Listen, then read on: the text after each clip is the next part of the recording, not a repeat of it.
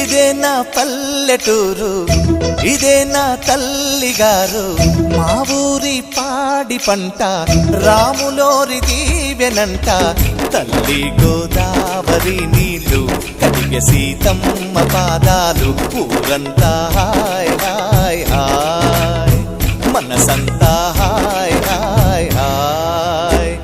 ఇదే నా పల్లెటూరు, ఇదే నా తల్లిగారు.